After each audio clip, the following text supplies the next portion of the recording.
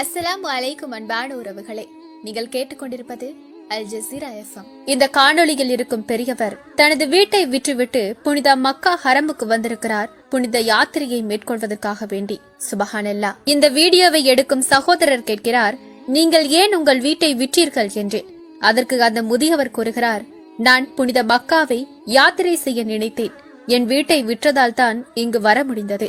நான் எனது அல்லாஹ் தாலாவிடம் வந்திருக்கிறேன். எனது மனம் திரும்புதலினால் அவன் என்னை மன்னிப்பான் எனும் நம்பிக்கையில் வந்திருக்கிறேன் என்று கூறி கண் கலங்குகிறார். அல்லாஹு அக்பர். பின்னர் அந்த சகோதரர் கேட்கிறார், உங்களுக்கு குழந்தைகள் இருக்கிறார்களா என்று. அதற்கு, இல்லை, எனக்கு குழந்தைகள் இல்லை. எனக்கு திருமணம் ஆகிவிட்டது. இருந்தும் எனக்கு குழந்தைகள் இல்லை. என் மனைவியும் தற்போது இறையடி சேர்ந்து விட்டாள்.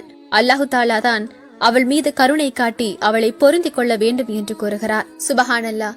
என்ன ஒரு மனநிலை பாருங்கள். தனக்கென்று மனைவி மக்கள் இல்லை என்றால் என்ன, என் இறைவன் எனக்கு இருக்கிறான் என்ற நல்லெண்ணத்துடன் தன் சொந்த வீட்டையும் விற்று வந்திருக்கிறார் இறைவனை நோக்கி, இறைவனுக்காக மட்டுமே. சுபஹானல்லாஹ். அல்லாஹு தாலா இந்த பெரியவரின் பாவங்களை மன்னித்து ஜன்னத்துல் ஃபிர்தௌஸில் மிகச்சிறந்ததொரு வீட்டை வழங்குவானாக. ஆமீன்.